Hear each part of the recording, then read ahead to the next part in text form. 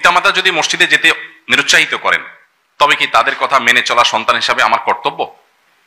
উত্তর হলো, অবশ্যই সন্তান সাধারণ অবস্থাতে বাবা মা নির্দেশ মেনে চলবে। এর মানে এই নয় যে বাবা মা ন্যায় অন্যায় যাই বলুক না কেন আমাকে অন্ধের মতো মানতে হবে। কারণ একটি হাদিস রয়েছে, লা তাআতা লিমাখলুকিন ফি মাসিয়াতিল খালিক। স্রষ্টার আদেশ অমান্য করে কোন সৃষ্টির আদেশ মানার কোনো সুযোগ নেই। আমার বাবা মা আমার কাছে অনেক শ্রদ্ধার, আমার শিক্ষক আমার কাছে অনেক শ্রদ্ধার, আমার বড় ভাই গুরুজনেরা আমার কাছে অনেক শ্রদ্ধার, কিন্তু তার মানে এই নয় যে তারা কোনো অন্যায় নির্দেশ করলে সেটি আমাকে মানতে হবে। অনেকে সরকারি চাকরি করেন, তাদের প্রশ্ন থাকে যে উপরের বসের নির্দেশে আমাকে অন্যায় কাজ করতে হয়। আমরা পরিষ্কারভাবে তাদেরকে জানাবার চেষ্টা করি যে যিনি নির্দেশ দিয়েছেন তিনি তো অপরাধী হবেনই, যিনি নির্দেশ তামিল করেছেন তিনি অপরাধী হবেন। আল্লাহর কাছে এই অজুহাত চলবে না যে আল্লাহ আমি তো তার অধীনস্থ ছিলাম, আমার তো কিছু করার ছিল না। আল্লাহ বলবেন তুমি তো চাকরি ছেড়ে দিতে পারতে, তুমি অ্যাভয়েড করতে পারতে, তুমি এতটুকু স্যাক্রিফাইস করবা না, আবার জান্নাত আশা করবা কিভাবে?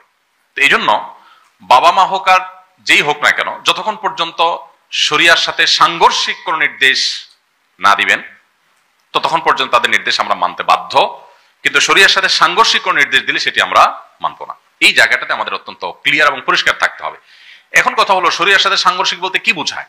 এর উত্তর হলো, ফরজ বা ওয়াজিব এরকম কোন বিষয় যদি না করতে নির্দেশ করেন তাহলে সেটা শোনা যাবে না। কাজ, অন্যায় কাজ, পাপের কাজ করতে বলেন সেটা শোনা যাবে না। কিন্তু বাবা মা যদি কোনো নফল কাজ ছাড়তে বলেন, বাবা মা যদি বলেন বাবা এখন কোরআন তেলাওয়াত করিও না, তাহলে আপনাকে ছাড়তে হবে।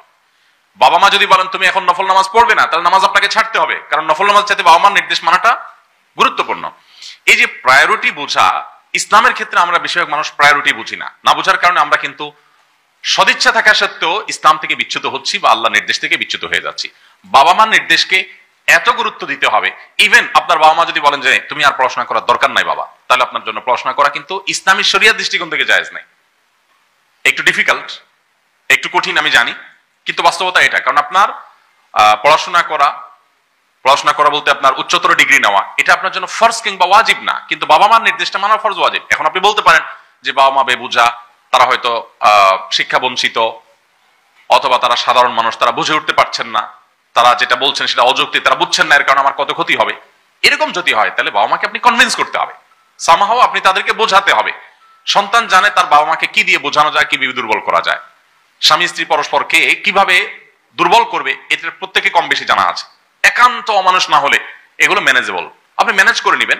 কিন্তু কোনোভাবে তাদেরকে হার্ট করে তাদের মতের বিরুদ্ধে গিয়ে আপনি যা খুশি তা করতে পারেন না। হ্যাঁ, তারা যদি আপনাকে বলে বাবা এ বয়সে দায় রাখছিস কেন, বল জঙ্গি মামলায় ফাঁসাই দিবে তো, এই কারণে যদি বলে যে দায় রাখিস না, তাহলে বাবা মার সেই নির্দেশ মানা যাবে না। কারণ দায় রাখার নির্দেশ নবী সাল্লাল্লাহু আলাইহি ওয়াসাল্লাম করেছেন। এখানে বাবা মার সাথে বেয়াদবি করা যাবে না, বিনয়ের সাথে নিজের অপারগতাটা প্রকাশ করতে হবে।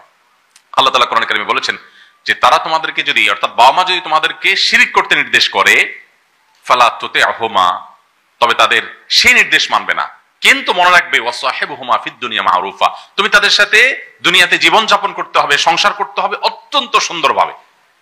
তোমার বাবা যদি অন্য ধর্মাবলম্বী হয়, তুমি তার সাথে দুর্ব্যবহার করবার কোনো রাইট তোমার নেই। অতএব এই জায়গাটাতে আমাদের ব্যালেন্স করতে হবে।